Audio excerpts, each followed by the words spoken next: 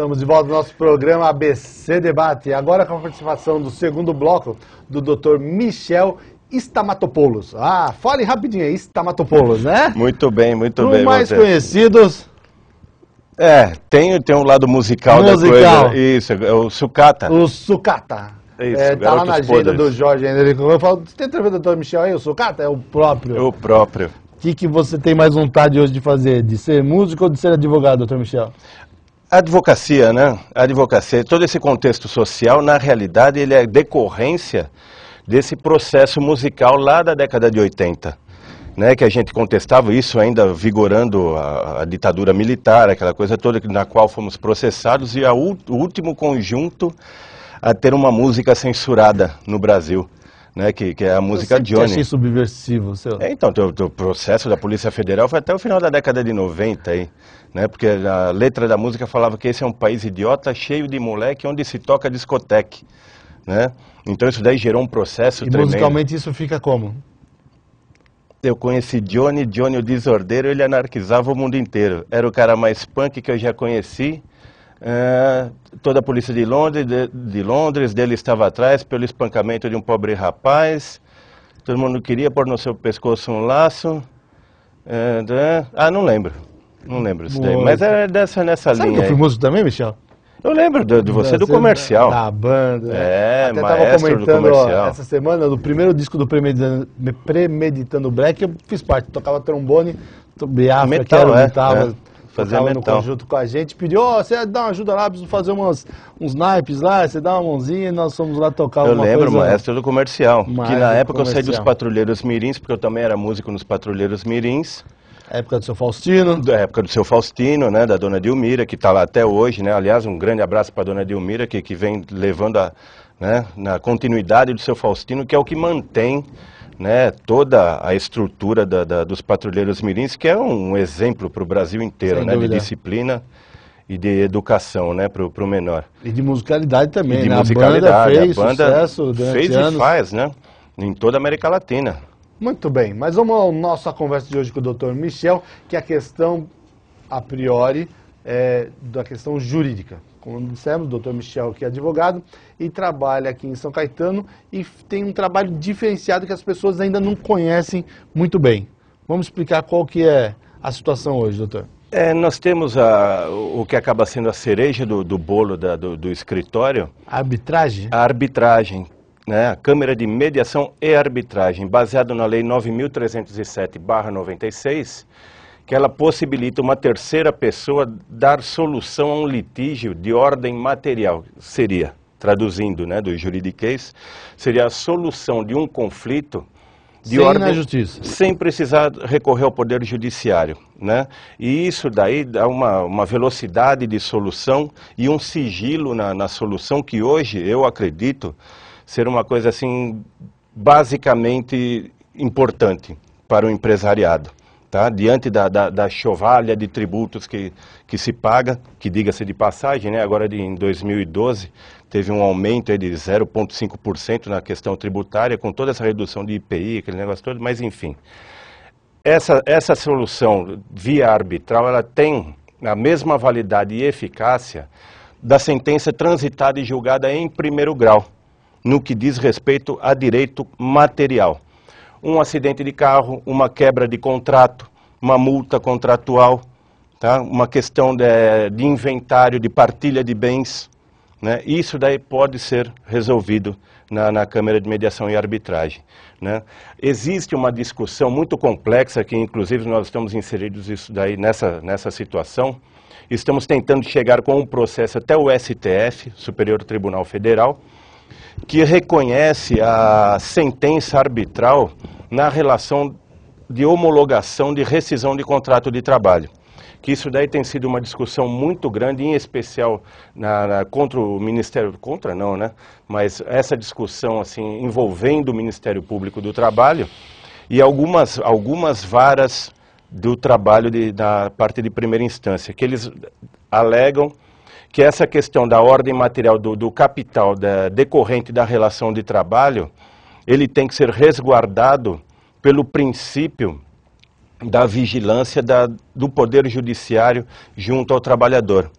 tá? Que seria a questão protecionista do Ministério do Trabalho, da Justiça do Trabalho, junto ao trabalhador. Porquanto que o dinheiro decorrente da relação de trabalho, ele é material, ele é de propriedade do trabalhador. Então, se os cálculos, o que eu acredito, que se os cálculos estiverem corretos dentro do que predeterminar a lei, em especial a Constituição e a CLT, se estiverem corretos os termos da rescisão, aquele valor, o seu conteúdo, ele já é por base o direito material do trabalhador.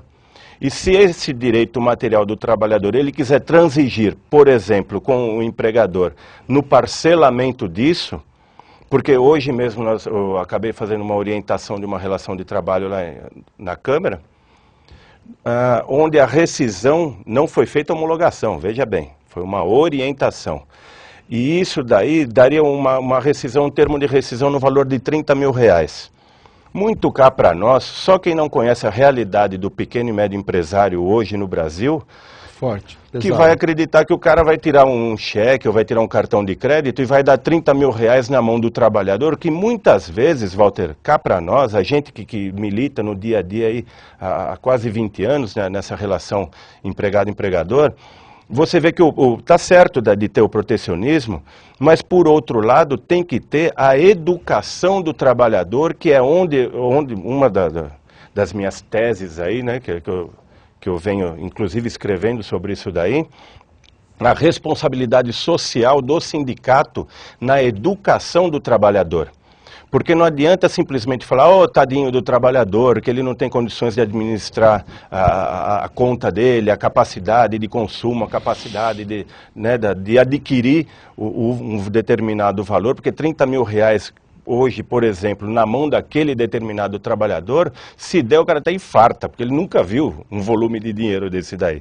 Você entendeu? Então é muito fácil até de cair no engodo e na galhofa de outros, né, que tem por aí. Por isso que as pessoas acham ainda que o problema da Câmara ainda é que deveria ter o advogado da outra parte. Que ele está falando assim, não, tem um mediador, mas ele precisaria ter uma orientação jurídica do advogado. E, aliás, isso daí se faz até, o advogado ele é essencial na relação. Tá? Na relação de direito, o advogado é essencial. Que, aliás, mandar um grande abraço para o Dr. Luiz Fernando Munhoz, lá de São Caetano, né, que é do setor de prerrogativas aqui do município de Santo André, que é um leão no que se predetermina, né? Mas, de qualquer maneira, o advogado ele é essencial nessa relação. Tudo no que diz respeito ao direito e à justiça, o advogado é essencial. Só que acontece o seguinte, se a pessoa ela já tem uma educação ligada à sua própria relação de consumo, à sua própria condição na cadeia social, o advogado vai ter menos trabalho da situação. Menos trabalho não somente na questão processual, mas na relação paralela ao Poder Judiciário, que seriam as câmaras de mediação e arbitragem. Por quê? Ele vai ver o retorno não somente do seu trabalho, que é o prazo máximo, segundo determina a Lei 9.307, são 180 dias para a solução do conflito. Então, às vezes, você entra numa demanda judicial, né, não só a relação empregado-empregador, ou mesmo uma relação mais específica, um pequeno acidente de carro. Hoje, o juizado especial civil, que foi criado assim, meio que num paralelo com a arbitragem, se você pegar alguns municípios como em São Bernardo, vai demorar quase 1 ano para a pessoa ser notificada. Né? Então, espera para ser rápido. Então aquela coisa, pois é. Então, como aquela velha questão do Rui Barbosa, né? Justiça que tarda, já não é mais justiça. Então a Câmara de Mediação e Arbitragem, até por uma imposição do mercado internacional pela ONU, né, porque já existia a arbitragem no Brasil desde a Constituição de 18, mas ela foi reforçada numa lei específica no governo do Fernando Henrique Cardoso, justamente pela abertura comercial do Brasil, da relação internacional pela globalização.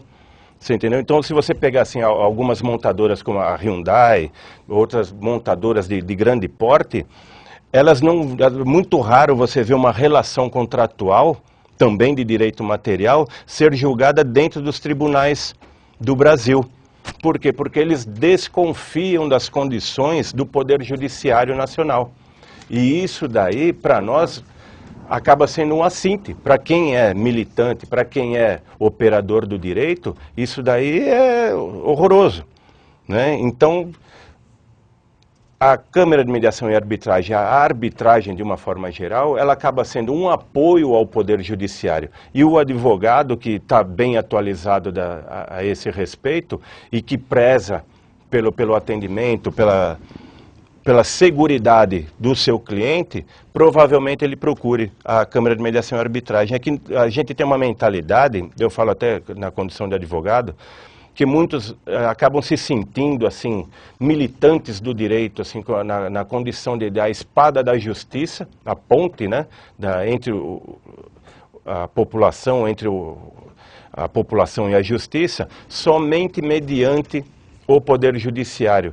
E o que é incompreensível, né? Bem, você também pode ver mais informações sobre a Câmara de Arbitragem no www.juridico-br.com.br. Está situado em São Caetano e a gente pode ter mais informações também no Jornal ABC Repórter, no site do Jornal ABC Repórter, www.jornalabcrepórter.com.br. Doutor Michel, tem amigo para todo lado, né? Ele veio falando aí, um abraço pro Chicão. Chicão Ribeiro do PT. Ribeiro, né? Eu vou falar, viu? Muito amigo, né? Grande amigo, muito amigo. Ele está me perguntando aqui se eu possuo no meu escritório um quadro específico de um homem seminu. Aquilo ali, o nobre, o fariseu. Nobre fariseu, é. Aquilo ali é o quadro de Davi, querido, é um quadro bíblico. Você tá vendo? Já pensa a maldade, né? Vou falar, viu? O povo é terrível. Me fala uma coisa agora, sobre a questão da justiça, nós estamos falando de agilizar a justiça está promovendo essa questão agora de informatização. Você acha que as pessoas já estão preparadas? Porque tem gente ainda que eu estou sabendo que tem advogado que ainda trabalha com a máquina de escrever, não trabalha nem ainda com o computador e está tendo esse tipo de dificuldade. O advogado está preparado para entrar nessa área da tecnologia? Olha, eu estive inclusive ontem na Associação dos Advogados de São Paulo e estive conversando com alguns colegas lá, né? Esse processo o protocolo eletrônico, que seria, né, o comumente dito aí, no estado de São Paulo ainda vai bem. Você pega alguns fóruns aí até já da periferia da região do ABC, que é o município de Suzano, já tem o processo eletrônico. Você não protocola mais nada ali que não seja via internet, né? E a maioria dos municípios do estado de São Paulo hoje já vem, né, se adaptando nessas condições aí. Eu particularmente vejo uma grande melhora, vejo aí um avanço tecnológico, uma velocidade muito grande na relação poder judiciário e advogado. Porém, o Brasil não é só o estado de São Paulo, né? Então nós vemos assim, eu particularmente, que tenho também um escritório em Rio Branco, tenho um escritório também em Belo Horizonte, são praças assim que elas são perifericamente vistas, né, nessa questão de adaptação tecnológica, né, e isso daí está trazendo um grande problema, né? É evidente que a tendência tecnológica, o avanço tecnológico é uma coisa assim que não tem mais como frear, não tem mais como contornar, se faz fato, né, é presente hoje. Mas eu acho que o processo de adaptação tem que ser de uma forma assim vista regional. Não adianta ser a toque de caixa, como praticamente fizeram no estado de São Paulo, porque tem muito advogado ainda perdido. Eu, particularmente, né, neste sábado estarei na ASP também, né, participando de um curso e de uma palestra ligado a essa parte da eletrônica, da protocolização eletrônica do Judiciário das Petições. E como você disse, tem colegas, tem advogados que ainda exercitam a profissão na máquina de escrever.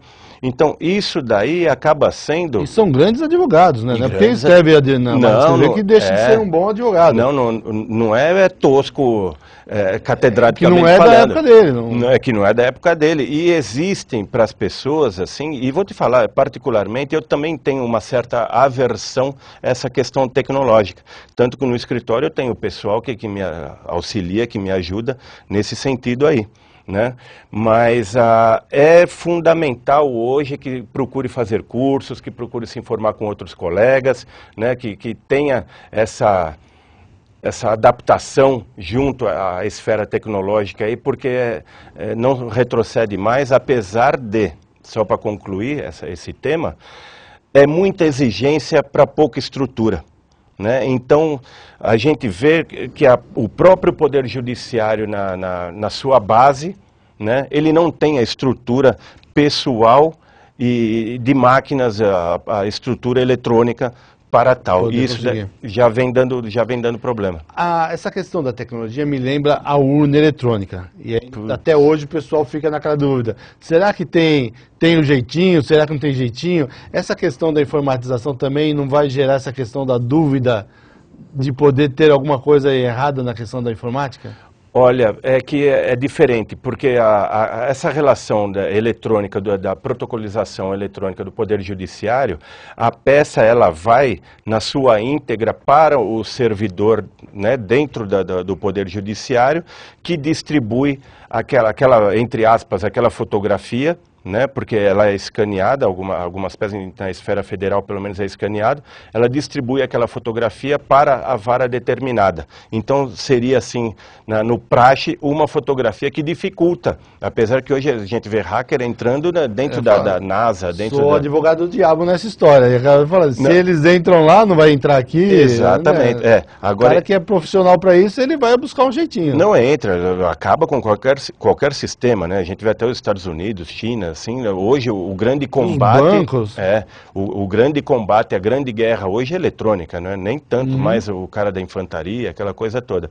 Mas, ainda assim, é menor a possibilidade do que na urna eletrônica, que até o governo de Angola devolveu aí não sei quantas mil urnas eletrônicas para o Brasil, alegando justamente a fragilidade que tem do sistema. E a maior democracia do mundo, que diz que é os Estados Unidos, até hoje não usa urna eletrônica. Não quer nem ver. Não quer nem ver na frente. E outra, Walter, depois daquela vez que teve aquela sabotagem no placar eletrônico do Senado, lembra disso daí? Não sei se foi da CM, né? Isso, 99, 2000, alguma coisa assim. Acabou perdendo o mandato, né? Teve que renunciar por causa disso e voltou em seguida. Exatamente. Pela mão do povo, tá vendo? Olha, dizem que não existe justiça. A justiça aconteceu. O homem perdeu o mandato, mas quem colocou ele lá de volta?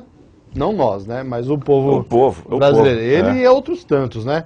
Mas, ó, já que nós falamos de política aqui, o doutor Éder Xavier, novamente participando do nosso programa aqui, pergunta ao doutor Michel. Você gosta de política, doutor Michel? Por quê?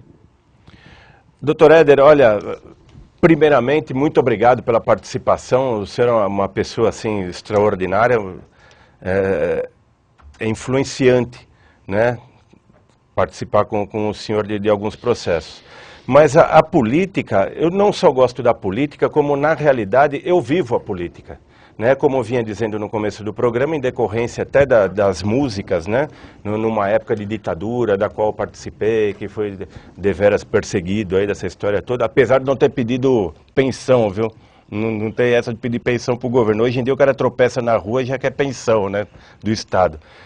Então, esse convívio, essa relação entre o poder, né, do Estado e a sociedade, esse convívio, essa relação, isso daí sempre me apaixonou. Eu sempre fui muito apaixonado nessa situação, baseado no contexto da filosofia helênica até, né, da democracia, né, do povo para o povo. É evidente que a base que eu vejo hoje dentro dessa relação política, o que muito falta para que as pessoas também passem a apreciar a política e não ver a política como uma situação assim oportunista, né, como tantos que fazem da política profissão, como tantas raposas que a gente vê, né, ligados à política aí, é a própria educação, que é uma coisa que eu bato bastante, que eu corro atrás bastante.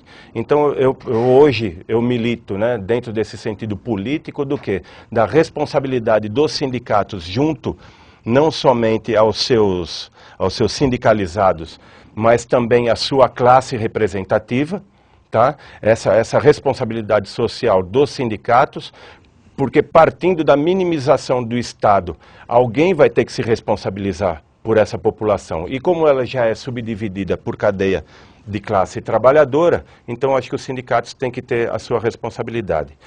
E, no geral, a política é tudo. Se a pessoa não gosta de política, ela não pode ter uma participação nem na padaria, conversar com o balconista, aquela coisa toda, e infelizmente acaba sendo manuseado por quem gosta. Está no dia a dia da gente. Doutor Michel, já que você falou da questão do povo pelo povo, eu lembrei da morte do Hugo Chávez. Dizem tanto lá da questão de ele ser um ditador e tudo mais, mas ele participou de 4 eleições, ganhou as 4 eleições, a ONU participou para acompanhar, porque diziam que tinha fraude e tudo mais, mostrou que foi lista as vitórias dele, né? E chegou nesse momento, ele não assumiu e o seu vice não vai poder assumir, diferente do que aconteceu no Brasil. Né? Quando o Tancredo não assumiu, o vice acabou virando presidente da República, que era o Sarney, que ninguém queria, e acabou virando presidente. E temos aí o Sarney até hoje nas paradas de sucesso do nosso país. Mas você falou de dar do povo pelo povo.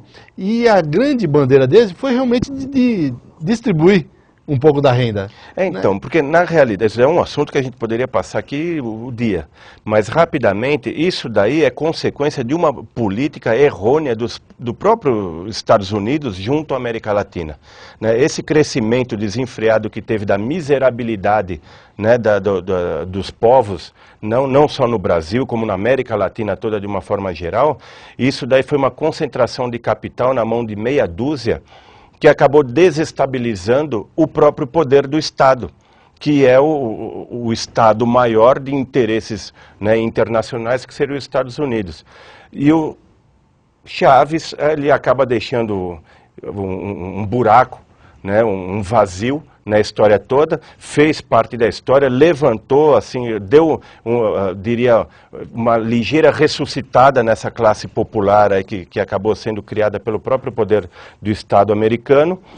E vamos ver agora o que, entre aspas, seria a esquerda festiva aqui do Brasil, a turma do Lula aí, da dona Dilma, o que vai fazer agora sem o vagão vermelho, que é o que direcionava o que seria a Revolução Bolivariana, né? Então eu acredito que agora ou se assume realmente um posicionamento de Estado, do Partido dos Trabalhadores, sem essa questão, como que fala, de apadrinhar a população, porque realmente a situação aqui não é de apadrinhamento, e sim de desenvolvimento, ou assume essa situação, ou vai estar mentindo para toda essa população, vai estar mentindo para toda essa classe menos privilegiada aí, que estão falando que tiraram da condição de miseráveis com R$7 a mais. Esse é um bom tema também para a gente fazer um editorial essa semana, bem lembrado. Bem, chegamos ao final do nosso programa, já passaram-se os 30 minutos. Doutor Michel, muito obrigado pela sua participação. Obrigado, muito obrigado. Doutor Michel também, que escreve no nosso jornal, no ABC Repórter. Não esqueça, pior do que não ler o jornal é ler apenas um jornal. Por isso, leia o jornal ABC Repórter. Boa noite e até a próxima sexta-feira. Estaremos aqui com mais um programa 30 Minutos de Turismo. Até mais.